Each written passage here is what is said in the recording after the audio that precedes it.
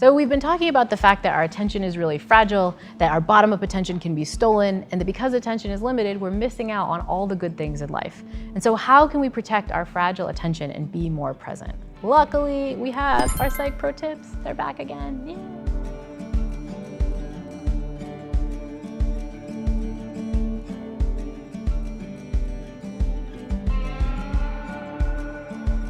The term attentional hygiene has become popular in recent years and refers to a set of practices and strategies aimed at protecting and optimizing our attention span in a world increasingly saturated with information and distractions.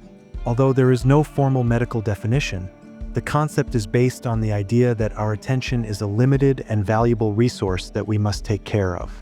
In all our Psych Pro Tips this time, focus on the concept of what's called attentional hygiene. This is kind of like, physical hygiene where you wash your hands. You're doing that for your attention. You're using a whole host of strategies to kind of control your attention and minimize distraction. Psych Pro Tip number 1 for how we can do this is to make sure your phone, this kind of constant stealer of our bottom-up attention, just make sure it's not around you during really important tasks. I think so many of us do homework or do interesting conversations with other friends with our phone sitting right beside us.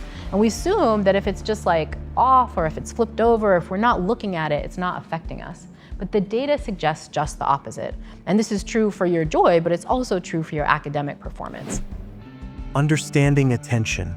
Attention is the ability to focus the mind on a specific object or thought to the exclusion of other stimuli. In the digital age, we are constantly bombarded with notifications, social networks, emails, and other distractions that fragment our attention. This fragmentation can lead to mental fatigue, decreased productivity, and difficulty concentrating on important tasks. Attentional hygiene practices. Set boundaries. Define times to check emails and social networks, and turn off unnecessary notifications. Create concentration spaces. Designate work areas free of distractions, and use techniques such as the Pomodoro technique to maintain focus. This is something that Ward and colleagues looked at directly. They compared college students' performance on a kind of standard IQ test or a memory test. You could think of this the memory test is basically like you taking a history test where you're remembering historical facts. And they just varied whether or not these students had their phone right next to them or pretty far away.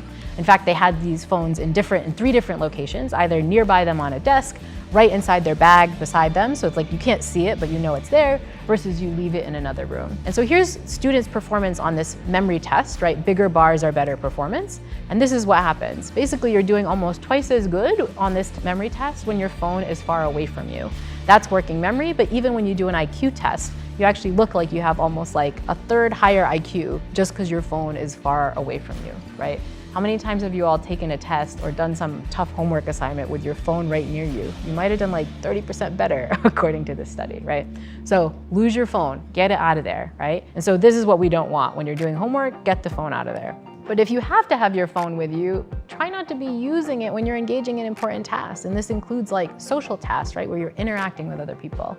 If you have to have your phone there though, there are other Psych Pro Tips that can help you. And one of the biggest ones is that you can take control over your phone settings and your notifications. One of the biggest ones is to get rid of the kinds of phone stimuli that tend to activate our bottom-up attention. There's a reason that cell phones have these bright colors and dings and things like that. And you can shut those off. In fact, go into your settings and actually shut off the color on your phone.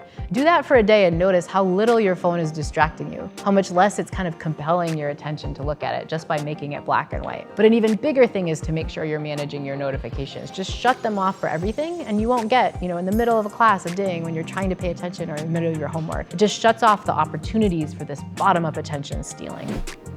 Practice mindfulness.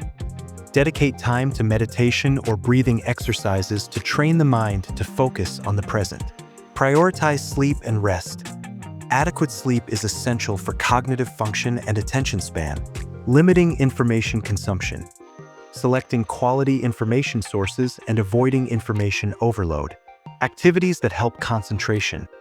Perform activities that require concentration, such as reading books, doing puzzles, or playing musical instruments.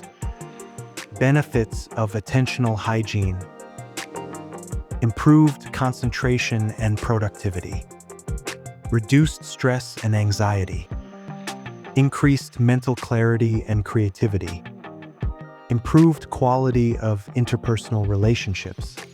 But a final psych pro tip that can be really important is to be paying attention to how you're using your phone and how it's making you feel in terms of your attention. We need to be a little bit more mindful about our cell phone use. We often kind of pick up our phones and interact with it without thinking about it. But there's evidence that if we do so mindfully, we might actually be able to use our phones better, right? We don't have to get rid of our phones completely, but we might be able to use them better. And this is the argument that the journalist Catherine Price, former Yale grad, makes. She has this lovely book that I wish all of you could read called How to Break Up with Your Phone, where she argues you don't have to break up with your phone, but you have to take it to kind of couples counseling. And one of the ways she recommends taking your phone to couples counseling is to, whenever you interact with your phone, immediately use an acronym that will help you try to interact with your phone more mindfully. And that acronym is WWW, which stands for what for, why now, and what else. You pick up your phone, you find your phone in your hand, that's when you think, oh, WWW, what for? Was I using my phone for something? You know, maybe you were checking your email, or maybe you were checking the weather, like maybe it just like wound up in your hand in the way that it does when we're feeling bored or anxious and something. Like, was there a purpose, or did you just find it there? Why now? Like, what was the cue that got you to do it? Were you bored? Were you anxious? Did you have something to do? Like, what's the emotional context that causes you to reach for your phone? And maybe the most important one is the last one, what else? That's the opportunity cost question. What else could you be paying attention to or doing? Like, are you missing the beautiful like summer scenery around? Are you not talking to your friend? Are you not paying attention to your homework? Like, what are you missing because you're interacting with your phone? In summary, attentional hygiene is a proactive approach to caring for our attention span in an increasingly demanding world. By adopting healthy practices, we can protect our mental well-being and optimize our performance in all areas of life. Catherine's work has argued that the act of doing this means we can still interact with our phones, but it means we're not missing as much over time. We're not missing the information that we could be, or we're not missing the kind of mind processing that we could be using to do our homework. We're not missing the kind of good things in life that we could be noticing, like paying attention to delicious stuff we're eating, rather than paying attention to our phone. So finding these ways to interact with our phone more mindfully is an important way to kind of be able to get all the wonderful things that comes from using our devices, but not do so in a way that destroys our attention.